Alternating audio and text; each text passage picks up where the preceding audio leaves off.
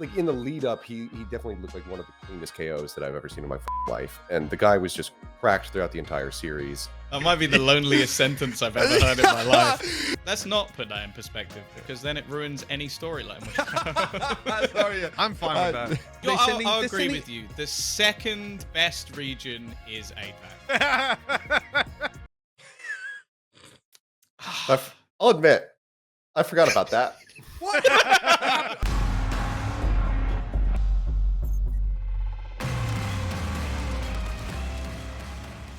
What's up, everybody? Welcome back to Valoranting for your week of the 24th of October. I'm Mitch Leslie here, of course, with MitchMan, and we installed the Peepo Lad patch into David Dennis, and out popped Tom Biz. He's joining us on the show, mate. Thanks for joining us.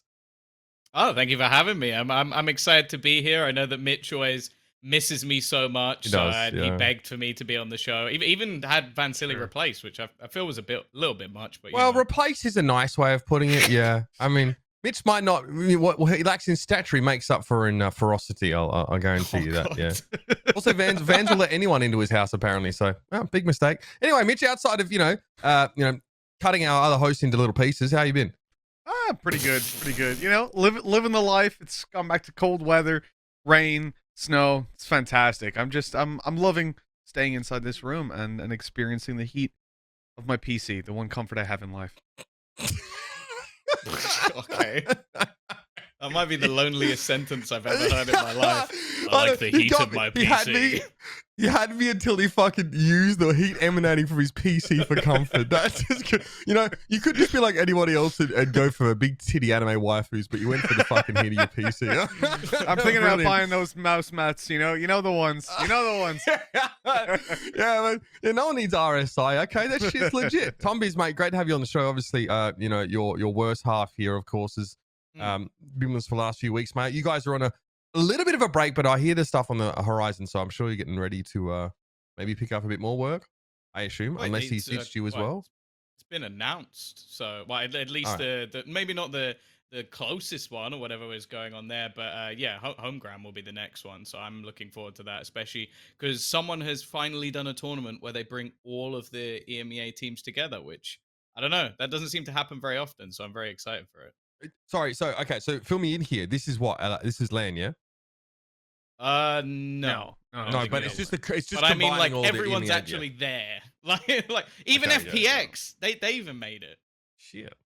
Now, what is this invite or is this This is invite, right? Mostly it's invite. invite with one qualifier, slot which was NIP. To avoid FPX just shitting the fucking bed at the qualifiers at some point, lose to, I don't know, Futbolist or something like that. We just invite them. Perfect. They're invited All right, let's too. talk.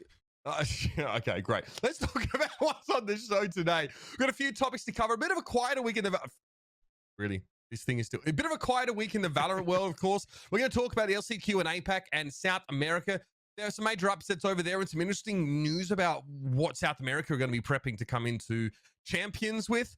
We're also going to talk about a Jett bug, a godsend or coding mistake. That's really up to you. We can discuss how that really impacted a left fucking anime profile picture Jett mains out there in the chat. We'll talk a little bit about GameChangers EMEA as well, because that's about to kick off, and the way that that tournament has changed a lot, but we have the announcement of some new teams joining that tournament recently, and some of them are quite exciting. We'll cover that and much more, but first things first, we're going to talk about the LCQ over in APAC, and you notice we have no NA shills on the show today. Nice bit of a change, but I do want to bring in the APAC shill himself. It's going to be Seth Achilleos King back on the show. Seth, thanks for joining us, buddy. Hello. Yeah, I have to keep up my appearances. I'm going for the record of most appearances on this show as a guest, so I think I'm up there near the top. I haven't really gone back and calculated it, but as soon as I got the ask, I was like, well, I have to do it now. That's true. There are actually just so many English-speaking talent from Korea to choose from.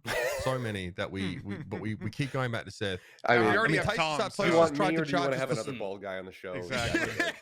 I know. We could have no mirrored fucking diversity in that, is there? Yeah, it's not really okay. Two Mitches Also, I in the think middle, a Mitches bald man either side. it's true, actually. Yeah, look, it's perfectly balanced. I mean, Tasteless tried to charge me the soul of my firstborn to come on the show. I don't know what that was supposed to mean, but he had an evil grin and he had some chalk in his hand. He was going to draw a fucking pentagram, so I don't know. Anyway, let's talk about the LCQ and APAC here, because a lot of really big teams there, and a lot of teams, when we talked about them sort of unexpected, right? So I think people were talking about Northeption, they were talking about global esports, especially, Yeah. and FullSense, alongside the usual suspects of of your Nuturns and your Dam ones and your Paper Rexes and your F4Qs. So really interesting mix. Obviously, great to see all these regions sort of combined together. But let's just fucking start at the beginning here. Let's talk about Nuturn. I think ended up taking on Dam one in the was it the lower bracket? It was a No, lower bracket. it's yeah, okay, it might be. So let's can we have the bracket up one more time? Sorry, there's a lot to read. I actually want to use this as a visual guide because we're gonna probably jump from match to match here a little bit. So I just want to take our time somewhat. So Nuturn versus Dam one happens what in the lower bracket? Yeah, Yeah. it's the second to last match that happened in the lower Match P. bracket. Okay, so can we talk about this then? Because we're often trying to get the feel for where our sort of South Korean teams stand and relative to each other. What are your expectations going into a game like this? I mean, I think our expectations initially were maybe a little bit higher than we ended up seeing from Newturn's Okay, side. I thought that there was actually going to be a decent amount of time for them to kind of prep for this event because they knew that they were going to be qualified because they had their appearance at Reykjavik. Obviously, they knew that they were going to be able to make LCQ. So they've been practicing, and obviously they had the recent addition of Hyunny, who everybody was very excited for, myself included. A lot of people have been touting him as one of the best looking Jett players that they've ever seen because of his movement, because of his understanding moment to moment, like what he needs to be doing. But we didn't really get to see that impact. And we also didn't always get to see him on Jett. I think it was almost exclusively when they played on Ascent that he was bringing that out. Every other time he was playing, like a Sky role. So it gave very similar vibes to kind of like Vision Strikers Lakia when they would play him. They didn't have him playing on the role that he's known for. But even then, it just kind of felt short. This just to me seems like Newturn still needs a hell of a lot of time to kind of work out the kinks with this roster and get the flow down with them because it was, a fairly last minute addition that they had made. But I can only make so many excuses because Damwon came into this event, with only like 2 weeks notice, knowing that they were going to play because of the dropouts we had from the Chinese sure. teams as well as Yeah. Zeta. So we had what? We had two different Jett players and two different Sky players on Nuturn in this series then, because Hyunny I think Yeah. played. Yeah, you said he played Sky, and what then? Lau would play Jett, I assume. Yeah, precisely. So yeah, you have like two vastly different looks from this team then, like a lot of. Okay, was it noticeable the switch here for Hyunny? Weren't people saying that he was like the OG Korean Jett? Like he had that reputation of just being like quintessential in that role. I mean, I don't know about OG. I think like when he basically had made his debut on like the VCT broadcast, that's when people really started taking notice. That's when I had noticed him. I don't really follow too much when it comes down to the Korean ladder and those Yeah, players that sure. are like just pub stomping and whatnot, go in, take over a lobby and comp and just run away with it. I don't really pay attention to that because that doesn't always translate onto the stage. Whereas Hyunny, I mean, the funny thing was that when he made his debut on the VCT broadcast, it was actually against Newturn, and he single handedly demolished them on bind by playing the Jett. He absolutely crushed them. Newturn turned the series around, took it 2-1 in the end. But yeah, I don't know about him being the OG. I think that still Okay. kind of goes for Soldom and then maybe even RB in that mix. Okay. We so can we talk about this FullSense team coming into Yeah. this event, right? I think we had Buddha the other week sort of say, in the chat that he felt that this team was quite strong. But I don't know if anyone really had laid the expectation out for them to win the whole thing. I think that Paper Rex definitely were expected to do more, even Northeption, Yeah. teams like that. So these guys, it feels like they a little bit come out of nowhere here, but they play against Down One in that next game. They match Q down there on the bottom right, and they fist them on bind.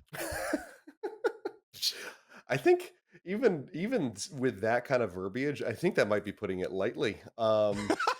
It was, Oh, I mean, what about there Cactus was, Gauntlet? Yeah. yeah, that's you're getting more in line now for Okay. sure. Okay. Yeah, 13-1, they absolutely destroyed them. And this is obviously was something that we did not anticipate at all. I mean, coming into the event, Full Sense was that team that we kind of had to look at. They had always placed fairly high up when it came down to the stages in SEA, but nobody, and even like having conversations with the SEA commentators prior to this event in our lead up, kind of going over all of the teams together, figuring things out. They're like, yeah, this is a team that like always makes it like to the end and then they fall short, and they're never really able to close it out. They can never Yeah. really finish the job. And that's kind of what we had anticipated from them, was that it was going to be that continued sense of just letdown, for the Thai fans. But I don't know what they did in the meantime, other than obviously practice. But this was such just an utterly fucking crazy turnaround and performance for these guys, because they started things off. They go 2-1 versus Reject, which was the first team to get eliminated from the LCQ. Right. They were That one was of the supposed to weaker. be the minnows. Yeah, they Reject. were supposed to be like, one of the weakest teams coming from Japan. Didn't really, I think it was that either them or Fennel, like, didn't really have a place in this tournament until like the teams had fallen out. Maybe it was even both of them. So like they Yep. weren't originally supposed to play in this. That goes 2-1. We're like, okay, so they're good enough to beat that team, but now they have Nuturn coming up. Nuturn just 2-0'd Boom. This should be pretty one-sided, and it wasn't. Um, like, they managed to take that first series, that first meeting, 2-1, and it was just like, what is going on with this team? Like a 13-3 versus them on Haven. It was crazy to see the start. Haven't they been together like ages as well? Because I was saying to Mitch earlier, we casted them all the way back, I think in January, under the name NG, and I think it's like 4 of the 5 players are the same. The analyst is actually now one of the previous players, and I think the only new addition is I've forgotten his name.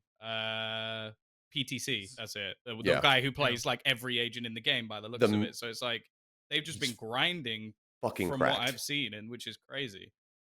PTC was easily the most impressive player for me. I mean, like, John Olsen put up some serious numbers throughout, but the diversity in his play, like as far as those agents are concerned, like PTC was absolutely the linchpin for this roster. So Oh man. yeah, him coming in was it was nuts. I mean, in that grand finals, it goes to full 5 maps, versus Northeption. But PTC, he never repeated once. He always played a different agent across those 5 maps, and they all play Cypher Breach and incredibly Duelists. differently. Like, yeah, like he's 9 playing agents. he's playing util, he's playing Dude. duelists and stuff. It's like, what? Like, how does this man do that? No, he played Round over he round. played KO, Reyna, Yeah. Raze, Cypher, and Breach all in the same fucking series. And he was like top, wasn't he? Wasn't he like top of the Oh, entire Close series or to. some shit? Yeah, It's he was actually a couple absurd. Fucking kills behind dumpster. John Olsen. What the fuck, man? I've Yeah, he never went seen that. I plus went on his 18. profile and just checked, and he's playing literally every agent in the game. Killjoy isn't there. Like, you're missing 1 or 2, but the dude has got, like, he's got Skies and Sova, Jett, Cypher, Astra, like, and also in the last Nuts. 60 days, his most commonly played agent is KO, which, I mean, what the fuck? I'm That's so glad wild. Vans isn't here. Holy shit. I think he was might be the best KO I've ever seen. PTC was always sick back in Attack All Round. Myself and Tom are kind of reminiscing about some of our time covering Southeast Asia in the past, and way back, like I'm Wasn't talking as good in as beta. it is now. No, It's no, much it was better now. I enjoy it more now. I'm gonna be honest, it was fucking horrifying back then. Because if you can imagine the CS scene in Southeast Asia, it fucking hurts my soul watching like 90% of the teams play. Tom, do you remember that pistol round on Mirage in CS where you had like, I Which swear one? to fucking God, these 2 players missed 2 entire mags of pistols and didn't hit a single Oh yeah, bullet. it was like a 20. Just spraying 20. back and forth. We were casting, and then we were like, and we've hit 25 what, with the seconds. P250? Still Do you remember? to land a shot. Wait. Do you remember the Zeus retake? Don't fucking The start. 3v1. Don't fucking The start. 3v1. No, a guy the pop runs dog. around a The pop corner, dog tries to flash. shoot someone with a Zeus from like 2 meters away, misses, gets Oh. shot in the head, and they lose the retake. It's Oh. the worst. Christ. They lost the clip fucking ever in game. They CS:GO. lost the game afterwards as well. They would have won it, and they lost. Anyways, I mean, so that's CS. That's the reaction. I want to be clear. That was about 2 years ago, and it still elicits a physical reaction. Yep. Even recalling CS. That was by PGL, by the way. So Yeah, they've moved. shout on out the as boys. well. They loved it. 5 a.m. shit shows of games. The production was excellent, especially considering we were online. Mm. But moving on, we then ended up in Valorant at the time. Beta game had just come out. Prize pool was, it's SEA. Prize pool was non-existent. It was pennies. And so those players were still in CSGO. All the good players, most of them at least, were still in CSGO. It was only players who maybe didn't have a team or were like really, really bored. So we had some really, really shit teams. Like, I think we could have hustled together 5 players from a local pub who don't even know what a video game is. And in a week, he'd probably be banging out about that standard of Val. So yeah, now watching them actually doesn't hurt, which is fun. I mean, Good upgrade. these motherfuckers 13-0'd Nuturn, by the way, on Ascent, to be fair, but they kind of ruined them, and I think they got 13-3'd them after that. So, what I'm very impressed with just how strong this region is able to produce their talent. And the final is what? The final involves 5 Thai players, 2 South Korean players, and 3 Japanese players, because it's Northeption versus FullSense there. So a real interesting cross section of this region as a whole here. It does go all the way. So it goes to 5 maps here. A couple of them are close. I think Bind ended up being quite a long overtime. I think there's 34 rounds in the Bind match, but in general, Yes. it looks like both you know, I think I Long watched day. I mean, yeah, I mean, again, we have you know, the KO play here from PTC, just playing a bit of everything. It didn't go great in this map. I'll be honest. I watched this map. It like it had its moments on attack, but defensively, it didn't really seem like it had much with it at all. He had a lot better performances on it on Ascent in the series leading up to this final. I think that basically, like, Northeption, they were able to watch a good amount of tape, like as far as how he likes to play his KO, where he likes to set up, and how he likes to utilize things like, you know, like his knives and his fragments and whatnot to like cut off pushes into the chokes. Like, looking at my fucking pixelated ass webcam. Thank you, Logitech. It's just the return but feed. That's all right. like in the lead up, he definitely looked like one of the cleanest KOs that I've ever seen in my fucking life. And the guy was just cracked throughout the entire series. This kind of felt like FullSense had a little bit of a slow start with that first map, 13-9. Then they bounce back. They take it 13-11 on Icebox. After that is the crazy shutdown of them trying to go to match point. Northeption takes Bind 18-6. And I think after that, it just felt like they put their foot down. They just went, enough of this fuckery. Like, it's late at night. Let's get the fuck out of here. We're going to crush them. And they managed to take it. I think it was like 13-7, 13-8 in the last 2 maps. They just heated up over a period of time. You know, like Northeption, it just felt like they peaked at Bind and then they ran out of gas, whereas FullSense, like, they were prepared to run the marathon. And I have a question. Why is I Forsaken potentially not have an playing answer. Jett anymore? Like, what? Why is that a thing? Can someone answer that for me? Like, It's why this- was one of the better Jets just not playing Jett in the tournament? Then they got eliminated. Getting It just too No seems matter over really what, Northeption. Jet is played by everyone all the time. Yeah, no, they did have a Jett. They did, it yeah, just but wasn't they him. swap it off, yeah. Man still pound it. You got to give him credit where it's due. Like, even without playing the Jett, like, he still played incredibly well as Sova more playing often than not. Initiator, But like, yeah. it was, I don't know. A lot of these teams are trying to do these moves where they're taking these players who are like really mechanically gifted. So like you have like Jing coming in, so like Forsaken moves over to the Sova and whatnot, and they are, for whatever reason, like having the new blood be the one that plays it, or in some cases, I guess like with Nuturn, they're taking like somebody who's new blood, like Hyunny, who looks incredibly good on the Jett, and then they're just not putting him on it constantly. It's really weird experimentation that they're doing to try to develop these players. Like, every team is obviously doing it differently, but it just, I don't know, like, something innately about it like feels wrong, but you want to give the team the benefit of the doubt, Yeah. but then they fucking lose. So you're like, well, no, Mm. maybe actually I was right. Maybe my gut reaction was correct, Why an and you're LCQ? stupid. Do it Like, later. maybe Hyunny should just be, you know, one tricking Jett this whole fucking time. Like, it's so weird to try to get into the heads of these teams and figure out like what their development strategy is. Like, even Vision Strikers, who now has had like a great amount of international success because they go to Berlin, and you know, there's some people out there, and I won't even necessarily include myself in it. Okay, never mind. I will. They're with the second best team at that tournament, but like, even they are making these weird fucking mistakes, or you know, weird development strategies and whatnot to try to like get Lakia to be this sky player instead of just putting him on fucking Sova, where you know he's going to pound. So I can't fully wrap my head around it, but maybe for like Nuturn and these other teams like Paper X and whatnot, it will pay off in the long term.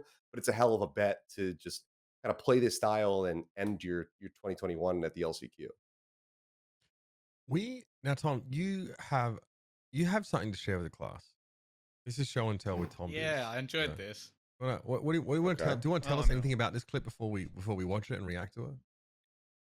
No, Okay. no, I think it. I just want Achilles to sort of break down what happened. That's what I want. Now, all right, That's so what I we like have to do. sound on that. I have no idea what this is, by the way. For everyone watching, this could be meat Please spin explain or something what, like they could what just be trolling Brimstone me. was doing. What was Brimstone Okay. doing in this moment? Let's That's roll what I this. want to Let's know. roll this. I don't know if we'll have our voices over it. It might just be sound, but we'll talk about it after. Goes for the peek again, yet again. Just over the side, doesn't manage to get that hit. Reload's gonna be popped. They storm in onto the side. Sugar Zero has to pull way back as that paint shell lands right in on top of him. Soldom barely gets the blind off onto one. Full strike comes down and it's gonna burn one to death. Sugar Zero will fall to his own ultimate. I'm not sure how much he minds though. The shot comes out, 10.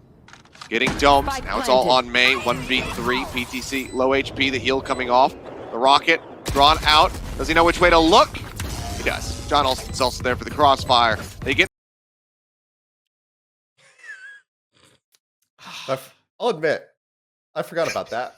What? Okay, so obviously the observers fully are having forgot about trouble keeping up with what the fuck's going in there. Fair enough, but So yeah, that was pretty chaotic. I'd also like to mention that that audio is delayed by about 2 seconds. Apparently was the whole time, so that's fun. Oh, But yeah. I'm not that slow. I'm not that slow on covering what's happening. I just, I was on We have point. it It in, just in a wasn't going YouTube, out. bro. I know exactly what you fucking mean. You watch those VODs back, you're like, oh, will he fire the rocket in this direct? He's already killed the dude. And will he? oh yeah, it's the worst. Yes, he will. Like, it's so Yeah. fucking shit. It's great. But to answer your question, no, I don't know. I don't know what he was doing. I just it was one of those things where I kind of brushed it to the side because my mind, I couldn't really take the Yeah. time to try to You fully fucking formulate like ult what the the fuck I had planter just witnessed. with the orbital strike. Yeah. Then you run into your own orbital strike when you have 20 HP and kill yourself. Could he not Like, see it? Was there? It was seems there like a nebula in the way? somehow he thought it finished and the Viper's wall was If only it made a obscuring loud vision. sound. You If could've only it was just- loud. Well, Yeah. okay, yeah, it makes really fucking loud noise. And the other thing is, just look up. Look above the fucking wall. Or There's look a beam coming straight from the ahead. sky. Even if you're looking directly down at the floor, you would still see it before you stepped into it. I don't know. Did he have a really long blink or something? Like, what was going on? He just looked behind him. Thanks, Mom, for the cereal. Yeah, I just orbital strike. Don't worry about it. Oh, fuck. I'm dead, guys. My There's bad. a Like, fucking what was Star going on? Cruiser firing a goddamn Yamato Because it looked like there cannon was from like the sky. Viper Ball and maybe a nebula there. So maybe he.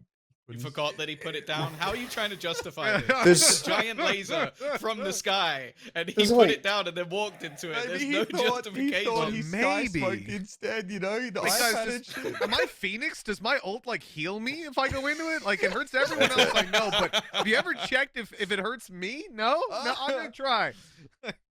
Oh shit. So it was when we watched that round back, I was just like, what in the fuck just occurred, man? Like I couldn't wrap my head around it. It just seemed like he was so focused in on like stopping the enemy team that he just like didn't even bother to check whether or not his ultimate was still running and just ran right through that Gosh. wall into it and died. Which Incredible. like, I get it. Like people can obviously get caught up in the moment. Like we all experience that as casters as well, where we like tunnel in on one thing because we think that's the most important, but then something else really important happens. Like I get that can happen for players too, but it's so fucking silly looking when you as a spectator just get to see this dude eat himself into a fucking Man, giant beam. it's incredible, honestly. All right, so that basically does it. But I want to talk, quickly while we got Seth here, because he's hard to get. We talk about how this affects what you think about the APAC region in general. I guess I know that teams like Vision Strikers and such are considered a cut above the rest, but this is maybe not as successful a LCQ campaign as a lot of South Korean fans were hoping for. I'd like to know, do you think there's like a shift in balance happening here? Are you concerned about the region as a whole going up against the rest of the world? Like, what's your takeaways coming out of it? So I'll say that my measured takeaway from this is that it feels like the SEA region as a whole has just gotten better and has really caught up. They performed and exceeded all expectations across the board. Like Northeption exceeded expectations, even though they're not an SEA team. But like we didn't expect Japan to be as strong as they were here. We thought that like either Nuturn, PaperX, F4Q might be able to kind of run away with this event, just given the performances that we've seen from them. So for like FullSense to come in as a tie squad, which has limited success in tactical shooters, when it comes down to like the big ones, obviously there's always like Crossfire, Point Blank, those games that are played more in Southeast Asia and whatnot. But for this team to come in and just dominate the way that they did, some of the teams that we thought were potentially going to win this entire tournament, it was really impressive. So my major takeaway is that SEA overall has gotten better, and maybe some of the Korean teams kind of rested on their laurels a little bit too much, or were overconfident, didn't fully prep for these squads that ended up coming in as dark horses to make deep runs. My unmeasured take, which is full of copium, is that this is an online event. I won't make any real judgments until it's all on LAN, ping, etc. And Dom1 didn't know that they were going to be playing in this until 2 weeks prior. That's my copium take for this, or at least for Dom1. I can cover Dom1, I guess. F4Q are experimenting, running the funny Jett for a really, really long time, just square peg round holing it. Was weird. We finally got to see him on Raze again. He kind of popped there. It looked good, but F4Q just unfortunately never had enough tactical depth to be able to compete even with these teams from SEA and whatnot. It seems so.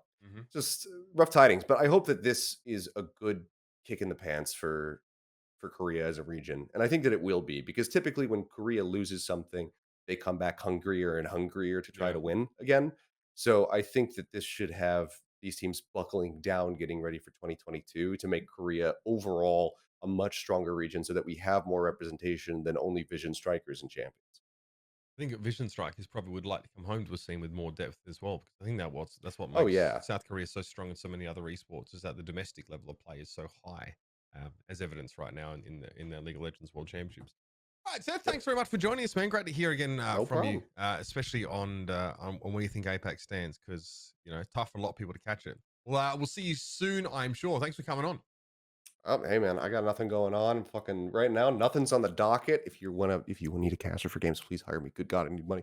But no, I'm always happy to come on the show. Seth is not restricted in the games that he can cast, unlike some of us. So please reach out to him and get him involved. I can do whatever the fuck you need. Any leagues coming up? But yeah, we'll see. Well, but for now, I'm just kind of chilling out, enjoying married life and having a good go of it. So cheers. I'll see you guys later. Good shit, man. Great. Thanks for coming on. Good to have you. All right, so that was our sort of more in-depth look at the APAC LCQ. Going to the other end of the spectrum for a more surface level look that lacks any really expert presence, we're going to have a look at South America. Three idiots look at South America. Let's go. Larry, Kelly, and Mo do South America, ladies and gentlemen. Here we go. So there's some stuff that I don't understand, but I think that's just lower bracket and upper bracket. There's like a crossover there that looks a bit suspect in terms of the shape of that, but we won't mention it. What's important is that we have 4 teams that make it to the playoffs, all right? I mean, listen, we have 4 teams that make it to the playoffs. One of them is from LATAM South. 3 are from LATAM North. Specifically, we've got Australs, which is a primarily Chilean team with Argentinian representation. Gamelanders Blue Furia and Havan Liberty, which are primarily Brazilian. Now, in the past, gentlemen, it's actually been sort of Argentina and Chile that have had the measure of Brazil in many of their matchups. LATAM South has been a stronger region in the past here, but we get to that's a fucking, first of all, that's alphabet soup, whatever that was. That was just a lot of shit going on. Like, that's not how you draw a bracket, guys. I hate to say it. Let us talk. Everyone wants to talk about the news that came out today. Yeah, we'll talk about it.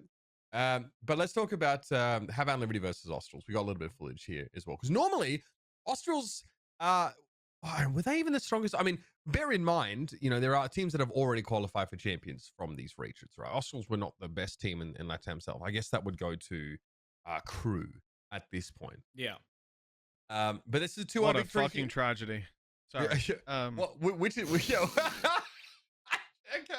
Imagine the best team in your region was Crew. Fuck me.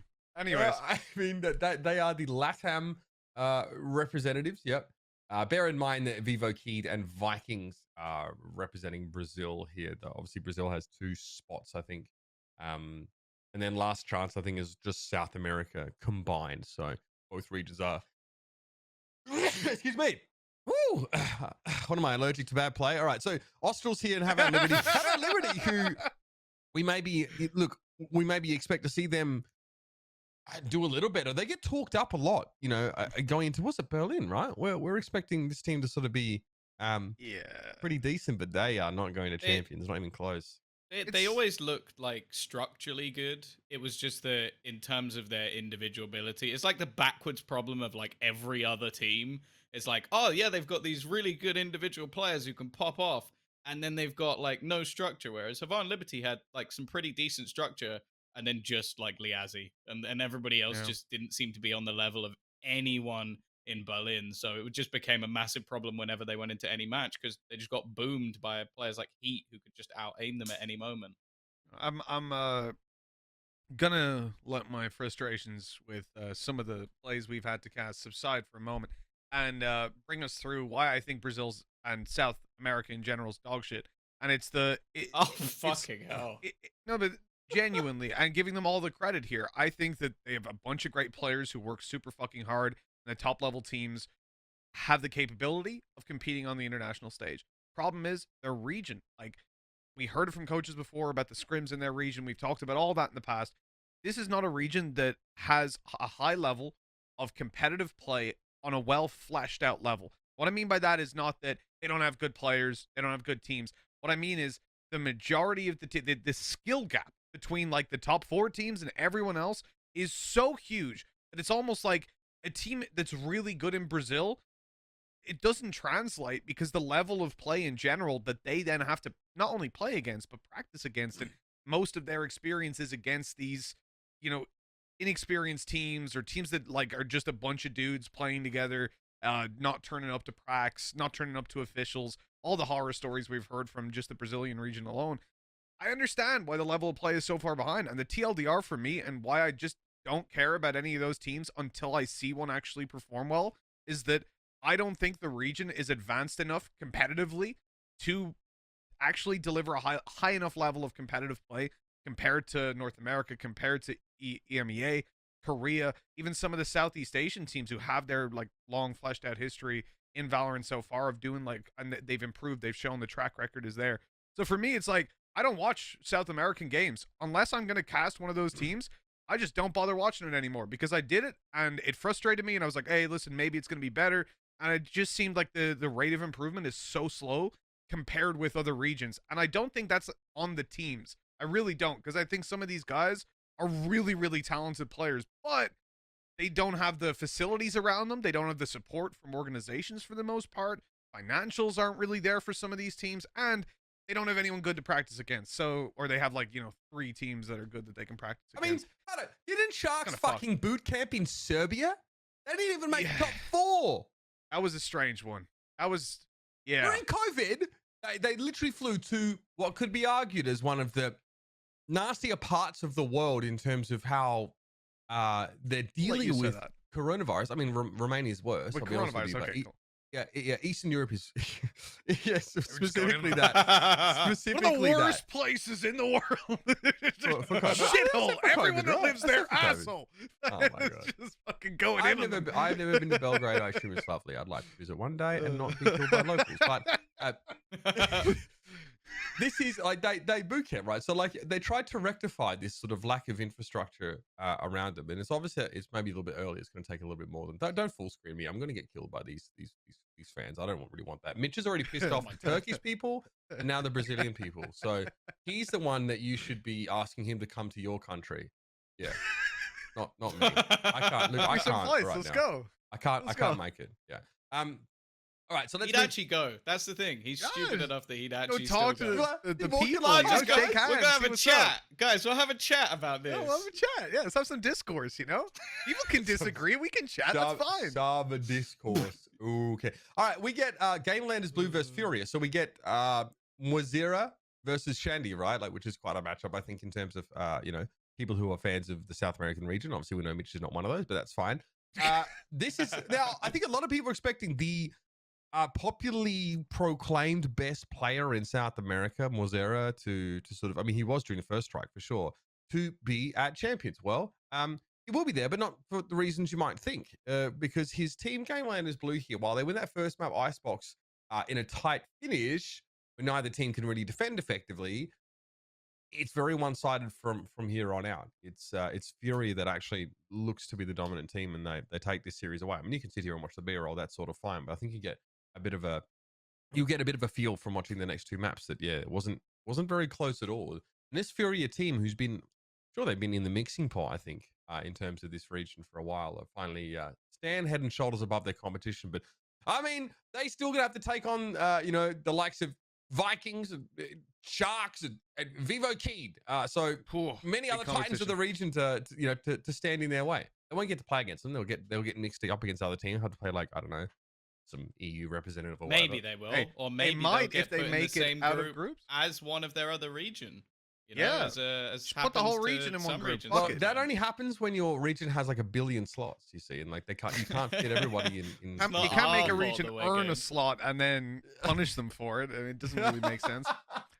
All right, you heard it here first. Make sure that each group has one European representative in it.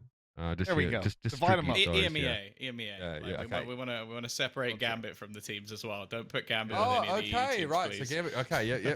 All right. What I will say- we're, Well, coming, let's specify that. we're coming up with the rules as we go, chat. All right, don't worry. We're going to work on the manifesto of European Hopium. Let's talk about the final very quickly. It's Australs versus Furia in that final map there. And again, this is LATAM versus Brazil, if you would make that distinction, I suppose. And Furia, it's a best of 5 actually. This is just a pounding. Australs get absolutely pumped. I'll be honest, like whenever I would watch the demos back of like normally preparing for the team that qualified versus Furia, there was always matches where I watch Furia and I'm like, structurally you look very good, you've got those solid individual players, and then I'm like, are they just choking these games every single time versus, as said, someone like Heat who's just going to pop off and do something nuts every once in a while? Because I was always sat there waiting for them to qualify for one of these events, even sometimes pre-preparing their squad beforehand. And they always looked decent, like in terms of their utility usage, and as said, almost as a unit. It would just seem like they'd get boomed by something silly each time, like playing against Sharks, who I'll be honest, I've never been a fan of that team. Like just in the way that they play, is incredibly frustrating. They didn't make me, top 4 anyway. I think they're not right. but that's what I mean. Like in the past, when we had to see them at a Masters event, that was infuriating because you'd watch back their games versus Fury and be like, how the hell did you lose this? Like, how did you lose to this? Yeah. So the fact that they finally qualified out of all the teams within this bracket I'm actually quite happy that it's them, because I think I don't know how well they'll do necessarily versus like EMEA, like NA, but I think they could do some damage elsewhere.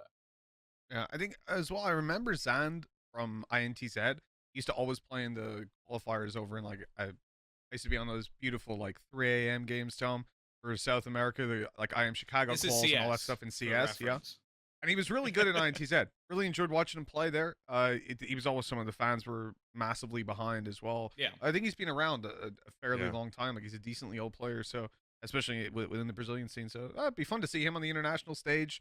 Other than that, I will not hold my breath for them making it out of groups.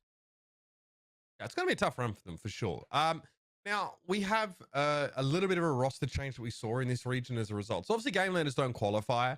And they agree to lend Mwzera to Keed Stars because I think that Keed Stars are looking for a Is this a replacement for- tens lend? Like, is this a lend and then he does well and they perma lend? Yeah, Is it that sort of lend, or is I it like wonder. actually like we want him back afterwards? Because it would suck if they remove a player for a loan and then afterwards it's like, yeah, he did great, but we want him back now and we can use him again. It's Okay, like, how airtight you think the contract is my question.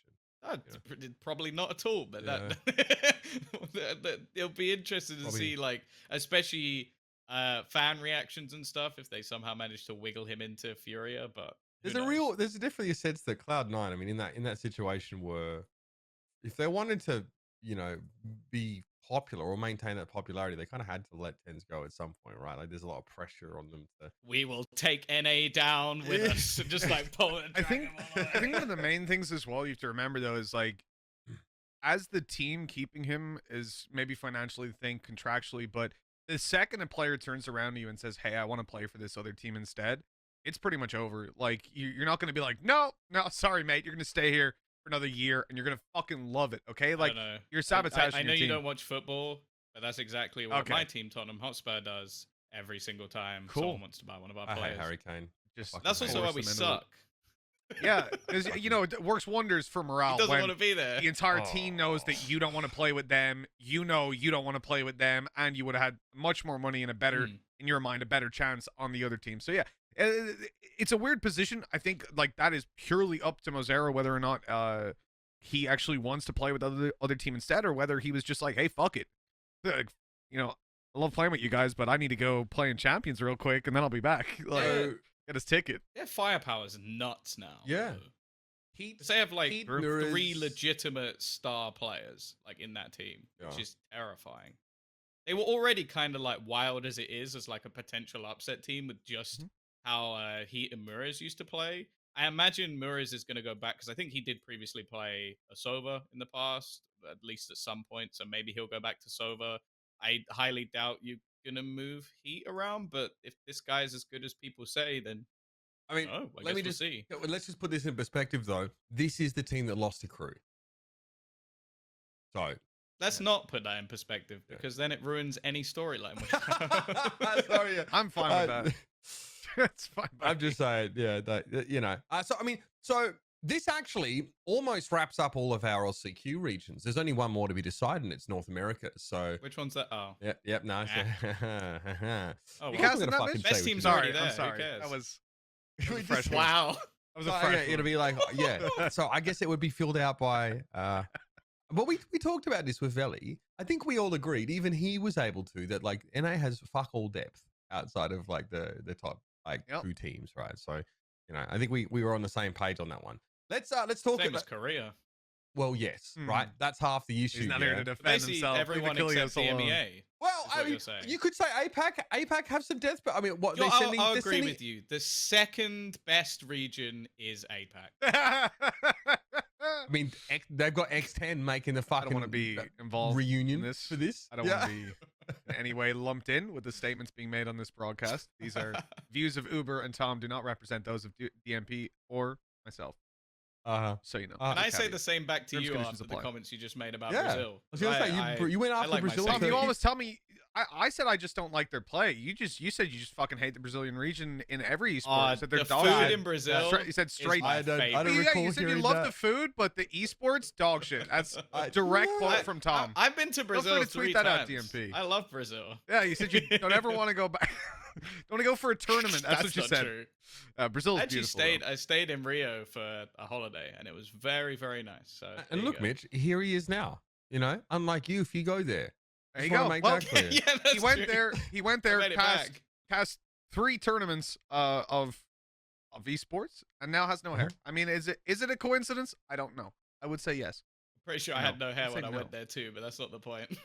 I mean, I think Maybe. I went to Thought of Belo it. Horizonte Do that to me too. for a I went to ESL Belo Horizonte. for like it wasn't the ESL one. It was like I don't know. It was something small, but it was all right. It was an eye opener for sure. But it was quite a nice place, really, in general. I haven't been to, Oh, no, to Brazil- Rio. You so- have Brazilian barbecue. yeah, that stuff's fire. 'Cause I will say as well- I'll say it's better than Korean, and I think that's a big statement. People get really angry if you say that, but I think Brazilian No, barbecue. I mean esports people overrate Korean barbecue because they have no imagination. They Like, do. look at half the branding in our fucking It is good. industry. It is very good, but I think Brazilian barbecue's better because it's just Yeah. it's just steak It's all just, day. yeah, it's just It's like fucking slabs of loads of meat. steak. Yeah, Yeah. literally just fucking jam. Quite It's cute. sausage and it's haunch and it's all the fucking good stuff, man. None of this stuff that I don't understand. If I lived in Brazil, I would die from overconsumption of steak. Like that would be my issue. Fair. Yeah, they do this thing. They bake this pineapple and put cinnamon all over it. I don't know. It's fucking great. They got great desserts as well. Just putting it out there.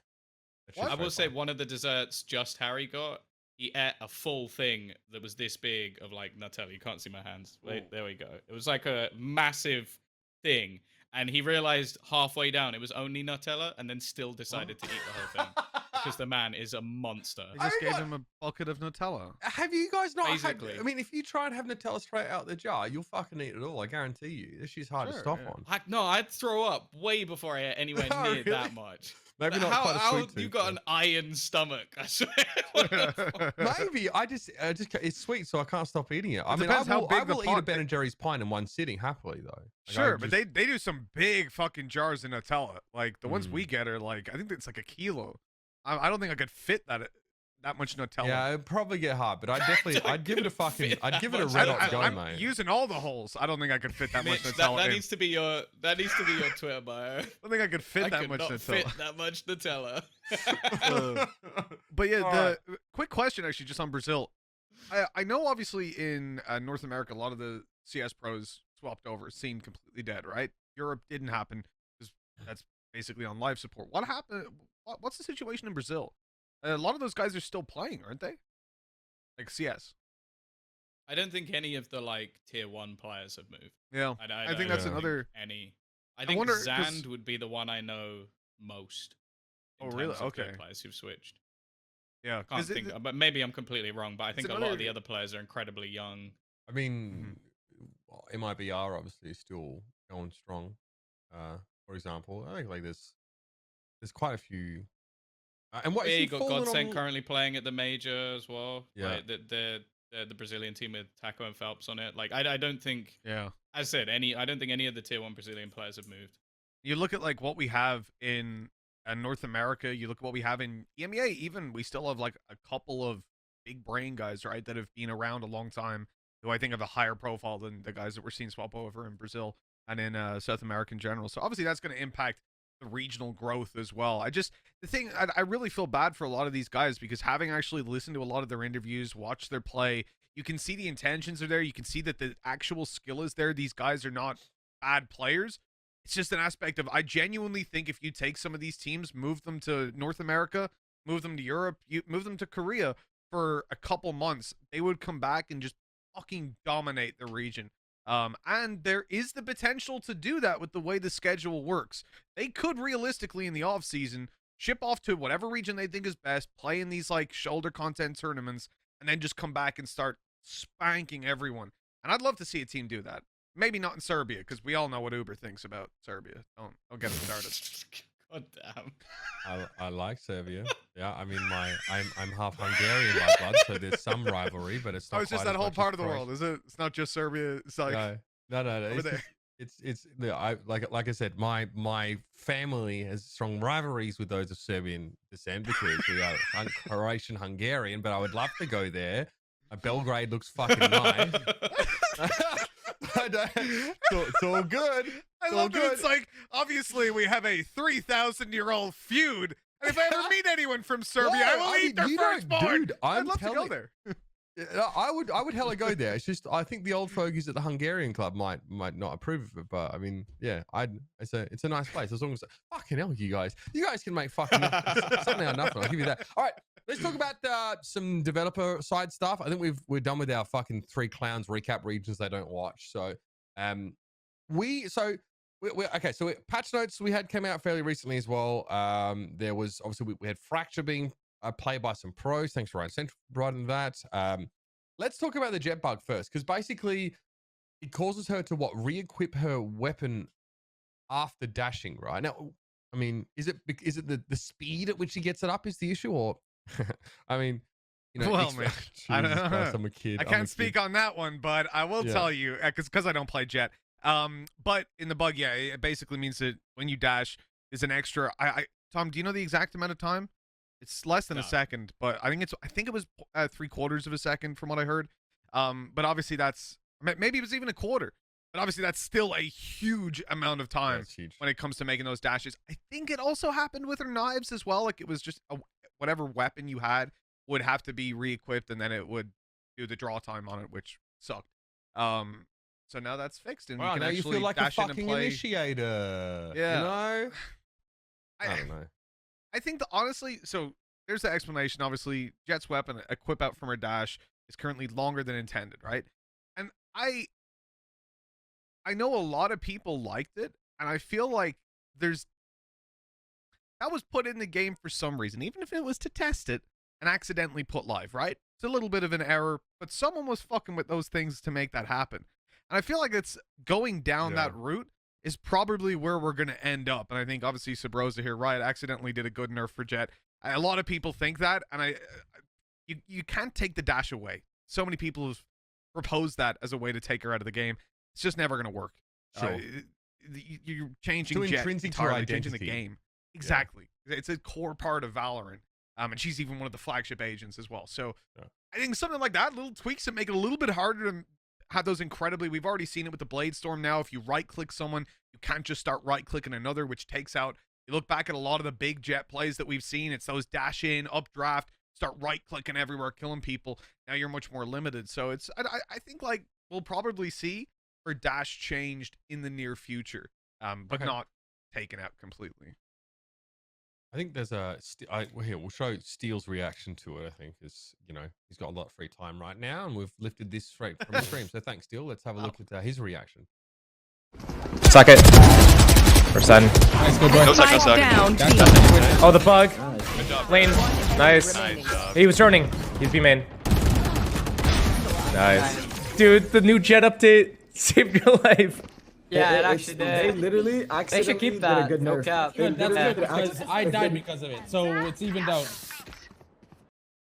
Right. So obviously, when Jett lands, obviously there was an updraft, and then she sort of floated. Well, she didn't float out. She dropped straight down. But it looks like the Jett was only able to get their gun up as they hit the ground, or when they hit the ground. And that's just far too late in that scenario. That seems okay. But Riot announced they fixed it. Don't So mind Riot went out and fixed something that wasn't necessarily a problem, but again, look, if they don't announce it, it doesn't go through the patching process, right?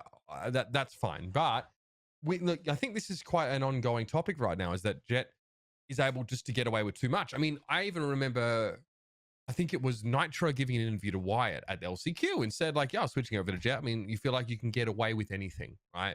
This idea of being able to have your mistakes just glossed over in your play. Like, it's very, very hard to punish a Jett who makes a mistake but has the tailwind available.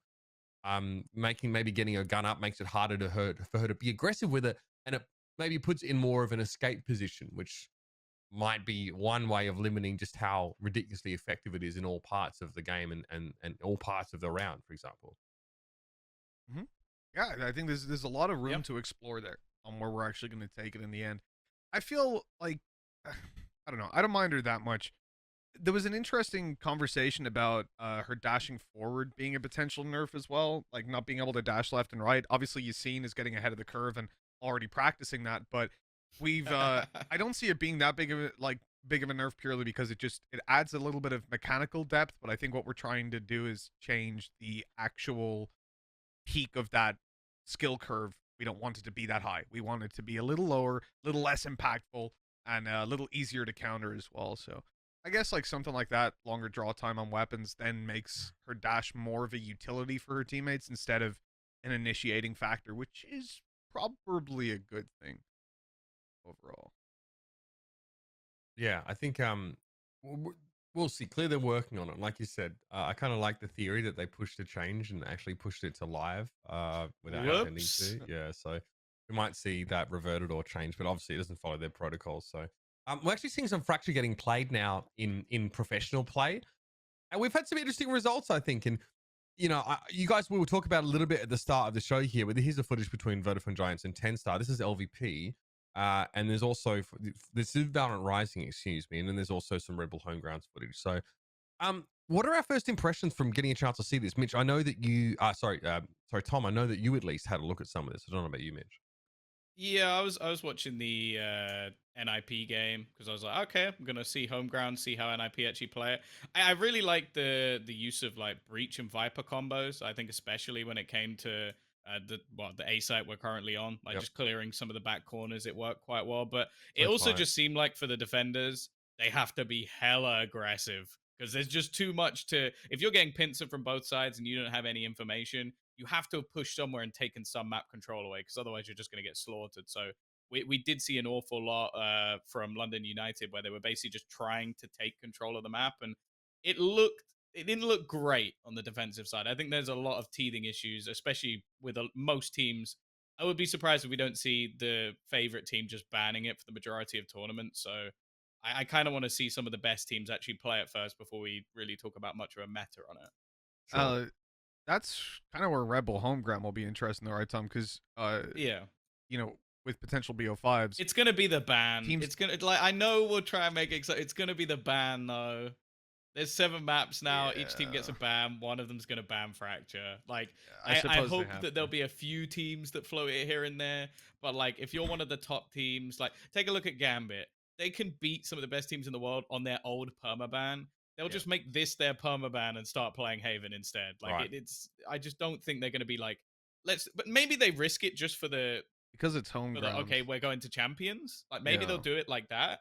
But I don't Yeah. think every team's going to do that. I think a lot of teams will just be like, screw it, not I bothering. think the smart thing as well, if you're a team like Gambit, is to not play this map because you don't want to give away any intention of how you want to play it if you are going to pull out of champs. You'd rather that almost be your first also time that. using it because you like the guys that are at champs are going to look heavily at how you're playing it, at how you're vetoing, all that sort of stuff. So I think with it being a tournament that has a decent prize pool, but ultimately is still a fun one, you're not going to see teams giving away too much. But I know there are teams that want to play this at home ground. I've heard from some pros that, maybe they're talking shit, but I've heard from some pros that they are explicitly wanting to play Fracture when it comes to home ground.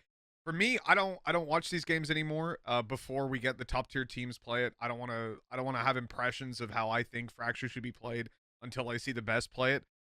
Purely because when I watched Breeze scrims and sat in with a couple of teams on scrims back then, and then how it evolved in like a week was just mind-boggling. It ended up being a completely different map. So it sort of like doesn't interest me how tier 2 teams are approaching it yet, even like tier 1 teams in a fun tournament or a qualifier, until we actually get to see the real meaty aspects of it. Sure. I am super excited for Breach though. Breach is going to be fucking sick on this map. London United played Yoru, so that says it all. And yeah, that's exactly what I just explained. They also lost, and the player playing it got absolutely banged the entire map. But other than that, it was great. Yeah, probably I deserved mean, it. these sites are so tight as well. But I mean, like, it's attack sided, right? Do you guys feel at least that it is attack sided just because of how easy it is to box defenders in and pincer them? What Like, I've seen so far, yes. Yeah. Will I change my mind after I've seen some top teams? Sure. Maybe. do you think it's a problem if if it ends up being attack sided? Like, does that bother No. you? I don't think we have to have maps that are explicitly attack That defense. was Like that was always defense the thing heavy or in anything. CS though. Like, I feel like in CS, if any map ever became attack sided, people wanted it to be fixed. Yeah. Like, it was like a really big thing. Like Nuke being defense sided, they tried to fix that like 7 times. Yeah. It's still defense. I It was for don't see ages. the problem with it. I don't know why like it should be like, oh, you're attacking, so it's harder. I think a map like Fracture, it's chaotic.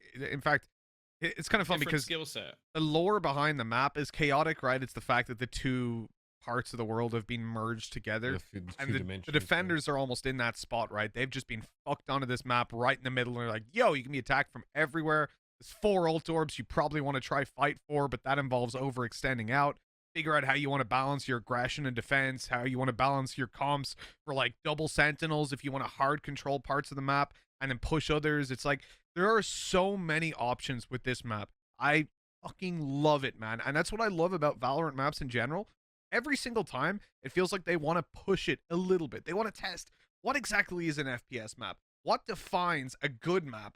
And can we change it a little bit? And can we find another version of good? This kind of map in CS I'm not going to say it wouldn't work, but you wouldn't see it. It doesn't fit with any of the things that we've seen in TAC FPS ever before. And it's really, and the orbs as well, the fact that there are 4 orbs and they're quite far out in like you can't extend to control all 4 as a defender unless you're playing like a super heavy sentinel comp and you have a lot of initiation to cover it. Is particularly interesting. Like, it really provokes. That's way out there. Dish is completely wall bangable as well, so it's not very nice. You know, little recon behind it, you are dead. There is no way out. So there's a lot of interesting aspects to it. I think it's going to be a super fun map, and I think anybody working playing on a team as an analyst, as a coach, is pulling their fucking hair out when they saw this, but also in kind of an excited way because it's a challenge, right? To figure out not just how to defend a map or whatever, but how to, I don't even know that I want to call it defend. You know what I mean? It's just like how to play that map on the defensive side, let's say, is a fun challenge. I'm excited to see what people come up with. Yeah. Okay. Yeah. Like I said, I think that it's such a fascinating design, and it's kind of remarkable that no one's really tried that as far as I can tell, and so far so good. After the break, I want to talk a bunch about some GameChangers in EMEA because that's really starting to fire up now, and some roster news because even out of Europe today, there's some very interesting rumors that we want to discuss. So we'll be back after the break, ladies and gentlemen. Still plenty of the show to go, so stick around. More Valoranting coming at you. Welcome back, everybody, to Valoranting. Still in a comparably quiet week in the world of Valorant. There's still a ton to talk about here. Guys, in EMEA, recently, of course, we knew that GameChangers was going to be spinning up. It started with the concept of having these sort of mixed teams, but the region itself decided that they didn't need that, right? So that's been sort of put aside. And turns out if you build it, they will come. You know, we've got a ton of women's teams that have been forming recently. It's a Swiss format that's happening in GameChangers EMEA right now. So we're in the Swiss stage until the 28th of October, and you can see here quite a few teams are looking fairly strong in Swiss, especially this new G2 roster. So again, a lot of names that you might recognize, some that are similar, which we can sort of talk about that later, but we see Fireflux, 10-star, Supermassive has a team there as well.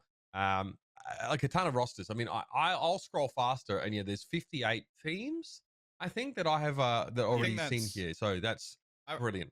I remember on the last one, I think Giuliano put out like an Instagram story or something about like there being like over 40 something teams and that being the most she's ever seen. So I think this must be like some sort of record in Europe within the amount of teams we're actually seeing in comparison to the likes of Counter-Strike. So yeah, the amount of players that are currently coming through and like building teams is incredible. And I don't know, the competition's really starting to hot up with some of the people you've actually seen move at this stage. I'm so fucking jealous. I want this in every esports scene. I just want them to just create this fucking infrastructure and have the players all come. I mean, there are 58 fucking teams in the first women's tournament in Europe. Just insane. You'll have to see that, of course. Series 3 has also been announced. Second one. Excuse me, sorry. This is Series 2, pardon me. Obviously, we've had a bit there of was iteration. still a decent amount in the first as well, to be 48 fair. or whatever it was, yeah.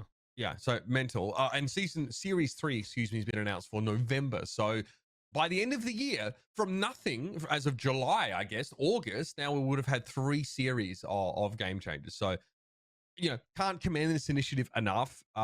Frankly, it's just good Valorant that's getting played, and there's a ton of people turning up. So this is only going to get even better. And NA and EU, we're going to leave the other regions in the dust in terms of, you know, the infrastructure that they've been able to provide so far. So hopefully we see this globalized and sort of standardized as much as possible. So the top team on this Swiss so far with 4 wins, 0 losses, and 55-24 rounds for and against ratio is G2 Gozen, a team that formed recently.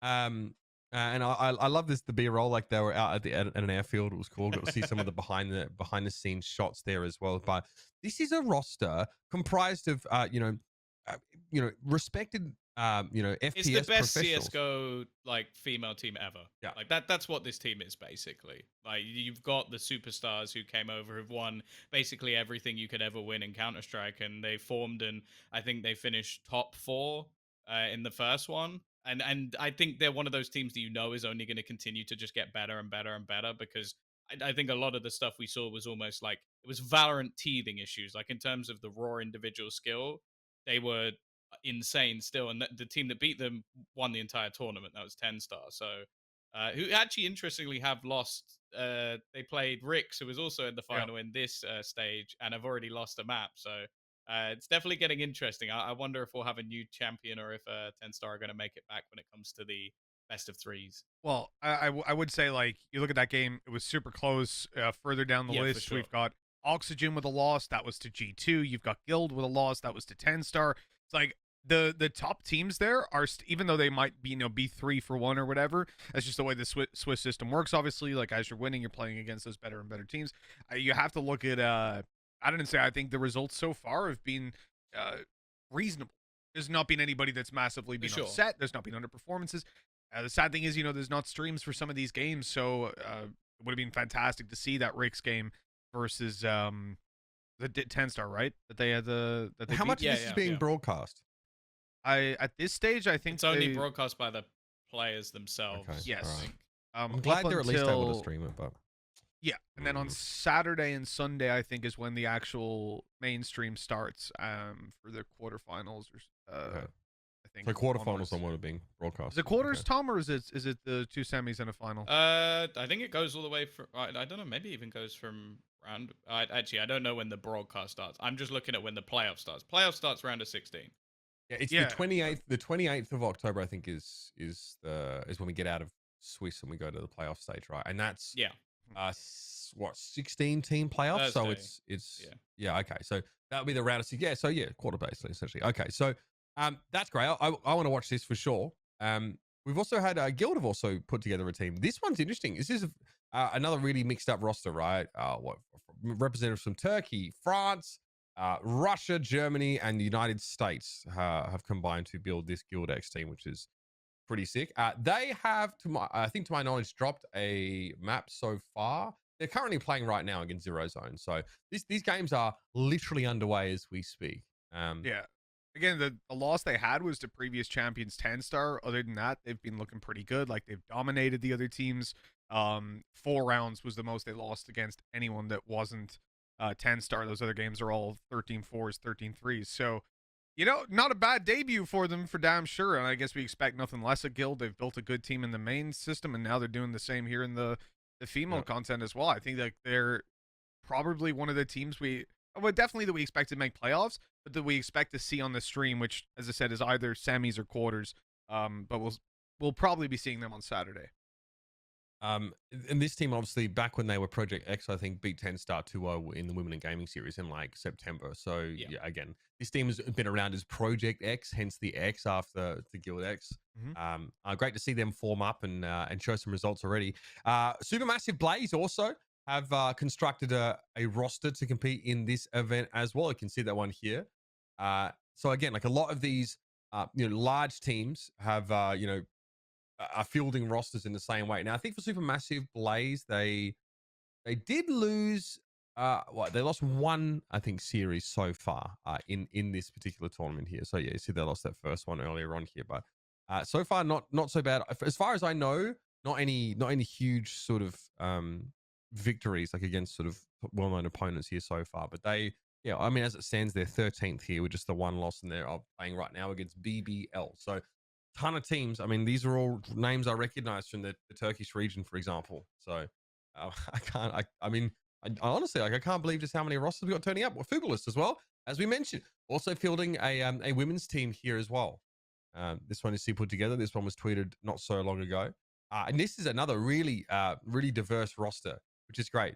It's great seeing more of these like real mixed up EU teams, because we've seen a few regions, especially like a lot of the, a lot of our strong Turkish rosters that have, maintained sort of that national identity. Excuse me, but they're in 2nd place right now, so they're looking pretty good so far. I think, with that map win against Heat Red. So keep your eyes out for all of these teams, because guess what? There's another one, a Turkish organization fielding a women's team. It's going to be Oxxgen Esports with a bit of a twist on the branding here. Wait for it. Oh, there it is.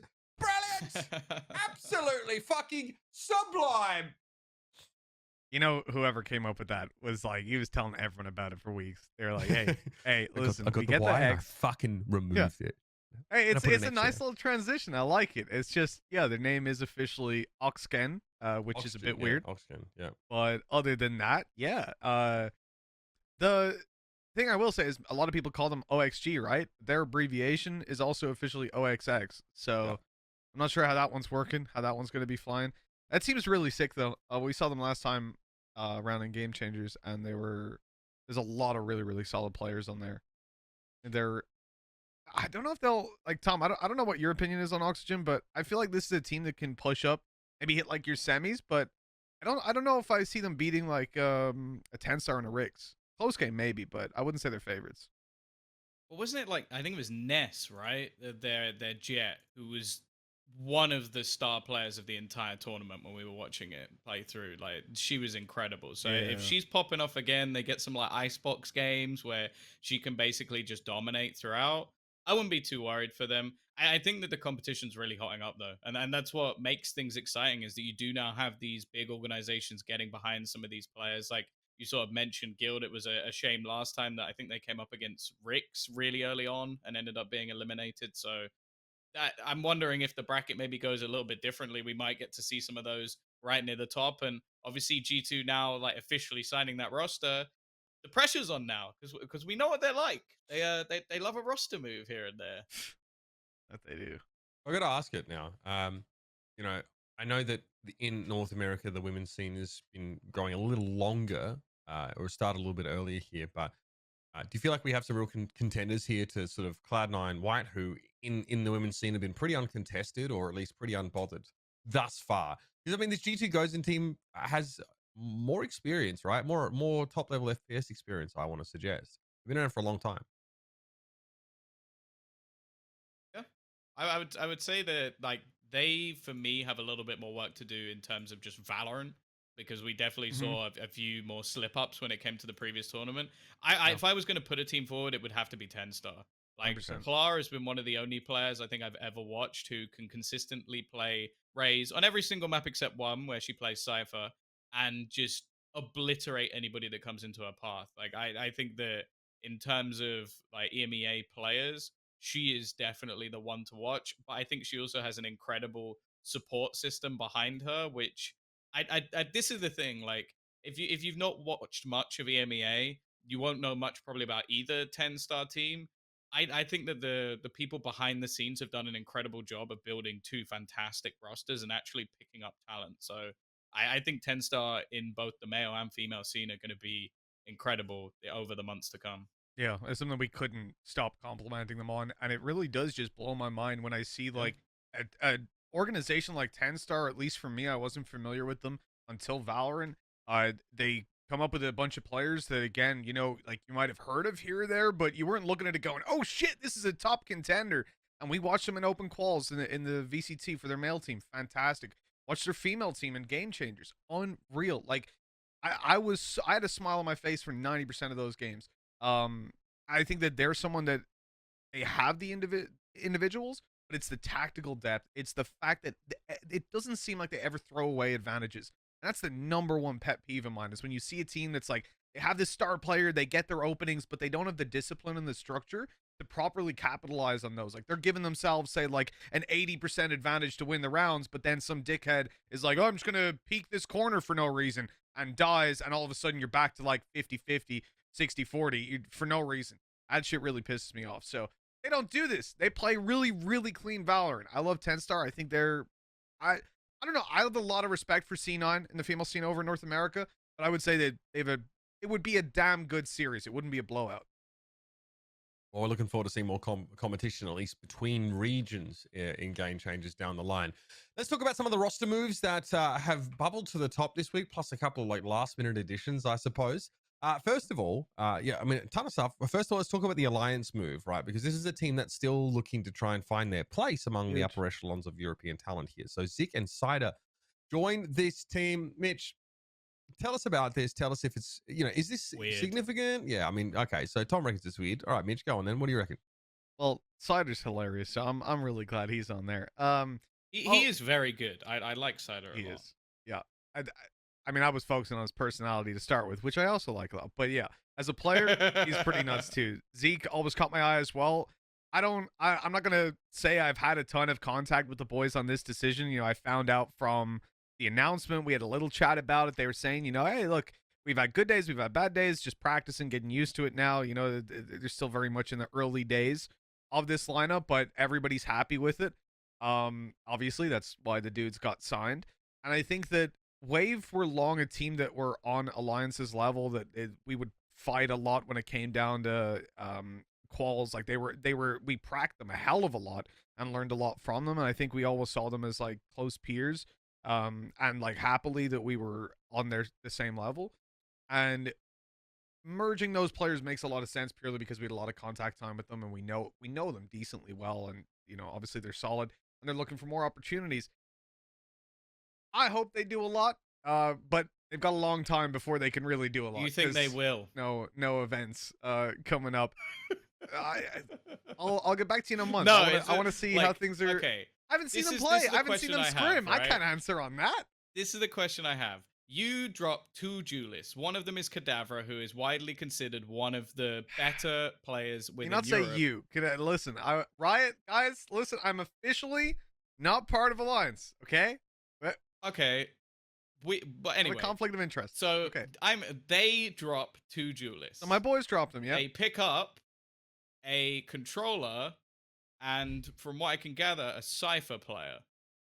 And then they've just moved some of the other players who were pretty good in those supportive roles over to other roles. And then I think from what I saw, you've got Zik playing like Sky and stuff like that. It just seems weird. Like I feel like superstar players or like duelists are probably the easier to find. Like, at least in my eyes. I think there's players like Trex lying around who I think is an incredible individual. Maybe there's something in terms of language barrier there because he is Russian, but he was previously on a European team.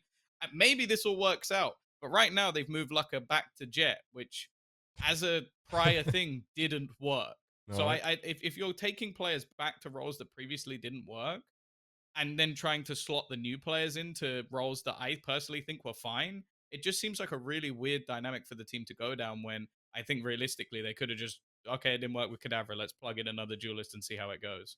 Sure. Well, let me tell you the truth about Looker. This guy as a Jett was shit. I think he was probably... Yeah, but at the time, and you're looking at some of the other guys who were around, you look at the damage Jett could do, and that now Jett does. At the time, way back in NIP, Looker was not a good Jett. He was not someone that I think made it worthwhile having a Jett over any other agent. But what I will also say is I don't think that was down to Looker. I don't think that was down to Looker's Jett. I think that was down to how the team used Looker and the positions he was put in, because having worked with the dude for upwards of 6 months, I can tell you, as a duelist, this guy is 100% capable.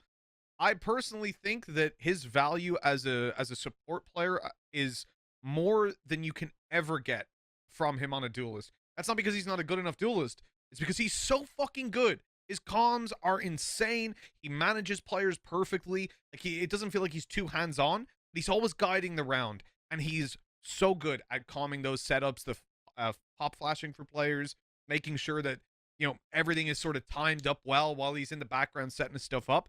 I think he brings a lot of value to the table there. Now, I don't know exactly how things are working internally there with Zeke coming in, maybe playing a bit of flashes on what's going to go on, but I will say Looker's Jett handled correctly. If it's not mismanaged, I genuinely think he can be one of the top Jetts that we have within EMEA. The thing is, and what we're seeing so far with the lineup in the early days, they're doing a bit of damage, but, you know, we're not seeing them against tier 1 teams, so I'll sort of hold any reservations on that. I think we've seen them against tier 2 teams. Tier 2 teams, exactly, yeah. So no, not even that. They've played against Nom Esports, Sans Team Fix, Evicted Esports. They also lost to Nom Esports. Let me quickly give a lot of respect to Maddie, Maddie from Nom. I think any team, like, genuinely, I'm not even taking the piss here. Oh, this is a guy that we looked at. Shield, isn't this it? is a guy that we looked at for IGL. It was very close to making the cut as well. Like, he's a fantastic player. Really solid guy as well. I love Maddie. I don't know the team. I don't know the other players on that roster either. I just know Maddie. But if he's putting together a team, he's IGL and those boys. Hey, listen, you know, I don't even know if G2 could beat them. So Alliance are doing damn well. Oh, okay. All right, so let's move on for this, because I think the amount that we've ideated on this topic is it vastly dwarfs its importance in the grand scheme of things. I think we've got to admit this. Yeah. Let's talk about marginally more interesting news, because Happy apparently is joining BDS, and they've dropped Hoppy and Gatch. Go straight from Alliance to BDS. I feel like that's a fucking targeted attack. You motherfucker. You hurt Mitch a lot there saying this is more. I don't need to remember Logan clutching 1v4 with a sheriff. I see it every time I go to sleep, okay? On Split. Oh, they peeked him one by one. Tom. Huh. Anyways, I was the one who kept sending you the clip. Yeah. It was. Whew, good times. Anyways, BDS, yes. Brace myself. I don't understand that as a move. I don't know what they're doing. I don't really know why you do it. Like I feel like the team did lack structure.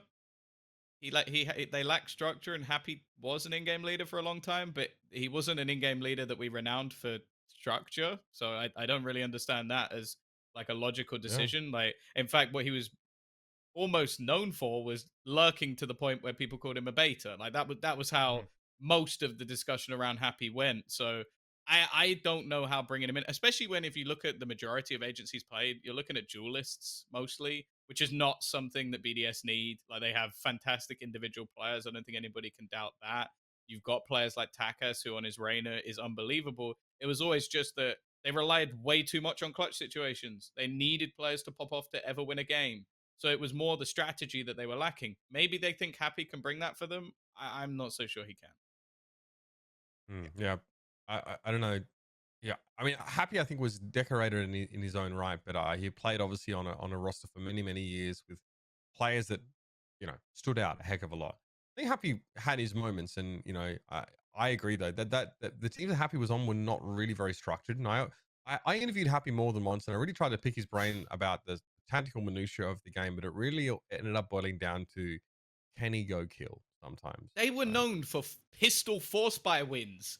That was what the team was known for. Like the Deagle, Happy, Ace. Like, oh, you know this Envy roster. They always force in the second round, even though we know it's not a good idea economically. They were just nuts. They had insane players, and it was like mysteriously when some of them fell off a bit, they all then left and went and did their own thing. In fact, Shocks became an in-game leader to not play in that team anymore. Like, let's just put that into perspective. Like, come on. I mean, you had Shocks and Happy on that team, or MBK as well. So it was pretty insane era for that roster. All right, let's move on. So this is just rumor as well. We'll just let you guys know. So it was rumored that Rush was actually practicing with TSM for a while, or at least had started practicing. This I want to say it was like a week ago, I think. Since there, it looks like he's not. So he sort of stopped practicing with that TSM roster. Look, it's just interesting because we've seen TSM go in the younger blood direction a bit more in the past. Like we're trying to make Levi work, and sort of obviously they were ejecting some boomers from the roster, and just the way that they were sort of structuring made it look like they were trying to go a little younger. Obviously, Rush is, I would say, in the other direction, a bit more of a seasoned head, but looks like things aren't necessarily working out there. So bit of a shame. Still waiting to see what TSM comes up with. But in fairness, they've got a lot of time. They have a very large amount of time with nothing to really do. So they need to do a gambit. I guess. Get a load of Zoomers. Yeah. Give them 6 months. Win. That's it. Yeah. That's all you got to do. Yeah, so we'll see. We'll see what happens there. I mean, then they bring Brax in. They tried Levi. Like, it's just a bunch of obviously decisions that look pretty odd. They're trying to find the right fit. So that's fine. Carry on in the background, TSM doing that. That's all right. Let's talk about okay, so when you see the acronym KSE, a lot of people don't really think too much about it, but Conky Sports and Entertainment is basically a lot of money. It's just money. A lot of it.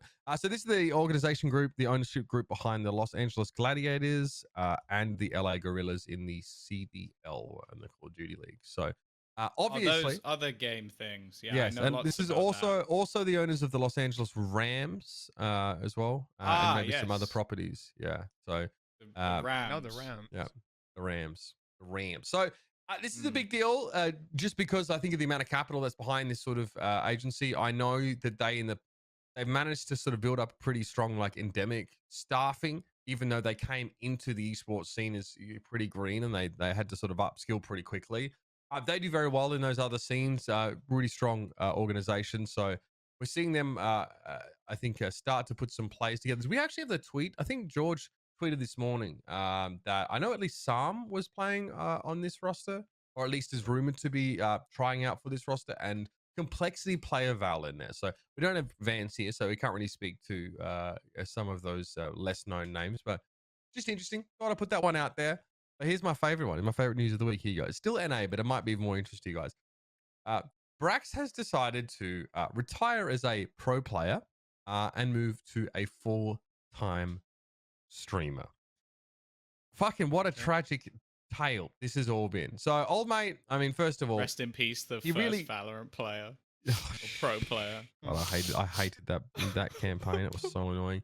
As much as I love competing, I'm super excited to get back on the stream grind and be with my awesome community again. Obviously, for those that don't know, the stream grind only existed out of fucking necessity because the kid was banned from playing Counter-Strike. And then, so he says that, like, building up this community came at the cost of competing on a professional level. But I mean, not really, because you already cost yourself that opportunity because of what happened, and then you went to become a streamer. So, yeah, look, I think it's just odd, obviously, because the guy was supposed to be the chosen one as far as North America was concerned, but he was on T1. He was not on T1, benched, moved to another team, benched again, put back in the roster. I had no idea what the fuck they were doing with him. Nobody knew. I mean, really, a complete failure to tap into the potential that he has as a player, I think. T1 aren't letting him go to another team. They're not letting another team try and make that happen. They're just gonna, he's just gonna become a streamer. So I'm a little annoyed. We saw glimpses, right? We saw glimpses of what he could do, and it was like every once in a while you'd be like, this is it, and then it's like, no, wasn't it? Wasn't it? And it's a shame, because I think anybody who's ever come from CS:GO, the second we saw like the second chance of Brax, everyone was like, we want him to be that like top 10 star player, the guy who could just, like, I always just think of like him playing like Mirage in CS, where he just run out ramp with an AWP and kill 3 people, and you'd be like, well, that's just straight bullshit. Like that's like simple level skill, and it never really came through in Valorant. But I also just think that team in a whole has always been kind of weird in like how the dynamic keeps switching around with different players that they're bringing in, and I don't know, like, for him going the streaming route, he's going to be incredibly successful. I don't think there's any doubt in my mind that the man is going to have crazy highlights every single week. So if he's got guaranteed success doing streaming and maybe not so much playing professionally, can't really blame the man for going the other route. Yeah, obviously disappointing. I think a lot of people are. I mean, you'll still be able to For see the sure. guy play, but and you'll never see him compete at the top level. And I think that's just a really, it's a big missed opportunity. I mean, he'll get rich. That's fine. He'll get richer this way. But you know, whatever. You do you. Look at Shroud. There you go. Yeah, whatever, man. It's just dumb. I don't know. I don't know enough about it, but I want to blame T1 for not getting value out of him. Always a safe bet. Always a safe bet. Just blame T1. Yeah. Oh, speaking of T1, they've in his stead they've acquired Thwifo, who was a member of that XSET roster. Really don't know what to say about that, but do you know what? I mean, David has this gift of saying so much while saying fuck all. So let's have a look at what he had to say on this acquisition. Everyone, welcome to another Valorant roster announcement for T1. We've got some exciting changes that we'd like to talk to you about since the end of our VCT run in 2021. Very excited to welcome Xander Thwifo to the team. I'm super excited. T1's an insane org, and I couldn't ask for better teammates. When we picked this guy up and started trialing him with the main team in scrims, I was incredibly impressed very, very quickly, and actually quite surprised that other orgs hadn't snatched him up just yet. I'm feeling pretty confident. I think I'm playing the best Valorant I've ever played yet, and I'm excited to show what we got. Believe it or not, that wasn't scripted. I mean, shit. Yeah. Was he reading a telestrator? Like, that's how I talk when I'm reading a telestrator. It's like, I feel like in the next segment, they're going to be going onto the map Bind. Hey, look, and I'm then very smile to camera. Just staring. Staring at the We got screen. something from him though. At least David did say we're very surprised that other teams didn't pick him up. No, like that was some substance. So great, thank you. I reckon David does some substances. To be fair, like you'd have to. Oh my god. Allegedly. Oh no. You can't say that. All right. Look, I mean, Vance has a lot of good things to say about Thwifo. I think on XSET he looked pretty good. XSET had to rebuild, and I don't really know if that was really his issue. I probably agree with the idea that, you know, I don't think that teams have gotten their full value out of Thwifo. If I'm not mistaken, he had a stint on Andbox more recently as well, where he played Sentinel. So makes sense, obviously, to take him in Brax's stead, because we knew that's what Brax was playing for the most part. Yeah. Good luck, T1, in your future endeavors, and I'll see how they go. Hey, here's some breaking news though for you. It's been a weird morning for G2 news, I think. So we'll start with the Nukia one. Basically, there's a clip. There's a tweet about it. I'm not really sure. It got deleted, but basically, this guy's saying, maybe next year I'll be a content creator, and he says that if a certain person continues in the team, I won't want to play with them. So he's. Can I add one thing here? Nukia, I love him as a player. Professionally, incredible. One of the best players we have in EMEA. He gets very annoyed when he's streaming. So I'm just not gonna pay any attention to that at all. I've been in his stream before where someone's asking a question, and because like he's playing, he just gets annoyed at them for asking a question. So it could just be that he wanted to give the bluntest response possible after not qualifying, and that's what's come out. I'm not gonna take anything from this, and if he genuinely stops playing competitively, I will be devastated, because this man is one of the only players I think we can say has been at the top level from the very beginning of Valorant all the way to now, and hasn't looked like he's dropped off at all. A lot of that, if I hear this situation, it would be, oh look, well, streaming is making him a lot more money, maybe. At least with G2, these guys, they're not going light on the cash. They're not afraid to splash it out there. I've no doubt playing professionally for G2 is a lot of fun. So I'm very cautious, because I feel like he's exactly the kind of person that would say shit like that just to fuck with people. Just to get people to retweet shit. Go, oh my god, don't leave the scene, man. Get those fucking impressions up. Yeah. That is what that has done, to be fair. This one is a bit more misleading, but we're gonna bring it up anyway, because it did blip on the radar this morning where Mixwell changed his bio. Again, someone recognized this. Now, sometimes if you see people take like specific references to their team out, then okay, that looks a bit sus. But both Mixwell and Carlos have made comment on this. Mixwell said he just wanted to put his socials in his bio and that it wasn't anything big. Carlos goes to great lengths to explain the situation by commenting, "Nah." Yeah. Sorry. Quick question. I mean, obviously, what the fuck was that website? And please, Yeah, no one I ever do that to me, because I've typoed my bio at least 16 different times in a row. So it'll be like within the minute. Typo speaking. Changed it. So Yeah, that is true. Times, so. I sometimes make some quick, brief mistakes.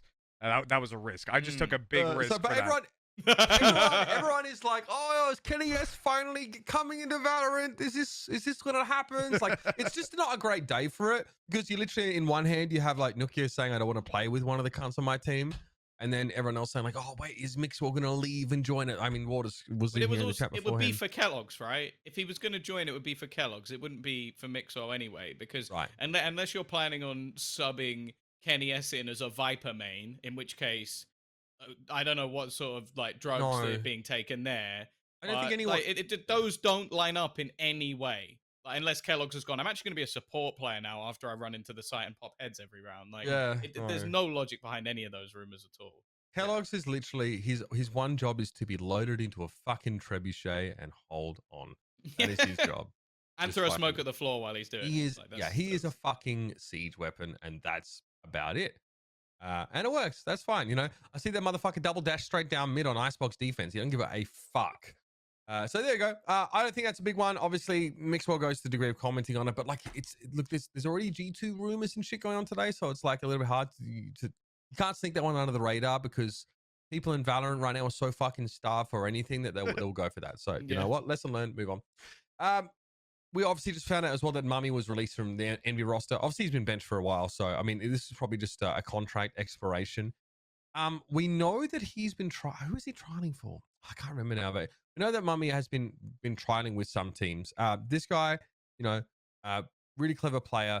Preferred not to play Jett op. He did in some occasions, but we saw him play Astra op, Omen op, and he had a very different a very distinct approach to sort of how he wanted to play the game. And obviously, Ye was too good acquisition to sort of pass up there. So fair enough. I think hopefully Mummy's able to find some work. Otherwise, he can just go back to being a fucking trader. That guy was on Wall Street for ages. He's a bit of a shark. He'll be fine.